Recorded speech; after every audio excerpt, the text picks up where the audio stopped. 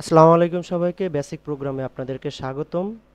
তো আজকে আপনাদেরকে শিখাবো যে কিভাবে একটা কম্পিউটার ফোল্ডার তৈরি করতে হয়। যারা বেসিক টু অ্যাডভান্স এখানে শিখতে চাচ্ছেন, আমার এই ভিডিওগুলো ফলো করুন এবং আমার চ্যানেলটিকে সাবস্ক্রাইব করে আমার সাথে থাকুন।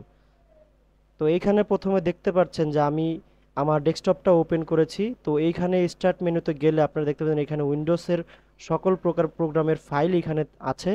তো আজকে আমি আপনাদেরকে শিখাতে চাচ্ছি যে কিভাবে একটি কম্পিউটারে ফোল্ডার তৈরি করতে হয় এবং এটা রিনেম করতে হয়।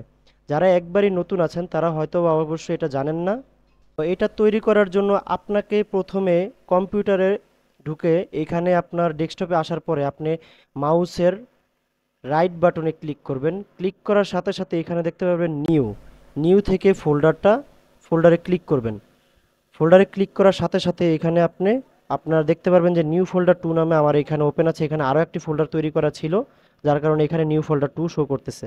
তো এখানে আপনি আপনার নাম দিবেন, যেমন আমার নাম আমি দিতে যাচ্ছি যে রিয়াদ। তো দেখতে পাচ্ছেন আমি রিয়াদ দিয়ে যখন কিবোর্ডের ইন্টারে চাপ দিব তখন এই ফোল্ডারটা তৈরি হয়ে যাবে এবং যাবতীয় সকল কাজ আপনি এইখানে সেভ করে রাখতে পারবেন। এখানে আপনি একটা ওয়ার্ড ফাইল ওপেন করতে গেলে এখানে যদি আরেকটা ফোল্ডারও তৈরি করতে যান তাহলে এখানে ফোল্ডার এখানে তৈরি করতে পারবেন।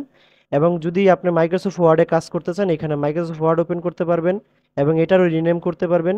সেম এক্সেল ওয়ার্কশিটেও রিনেম করতে পারবেন।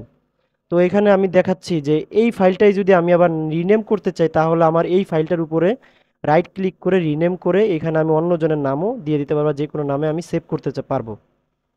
তো আশা করি ভিডিওটি ভালো লেগেছে এবং আমার ভিডিওগুলো ফলো করুন এবং যারা বেসিক প্রোগ্রাম থেকে অ্যাডভান্স প্রোগ্রামে যেতে চাচ্ছেন স্টেপ বাই স্টেপ আমার গাইডলাইন ফলো করুন এবং আমার ভিডিওর সাথে থাকুন।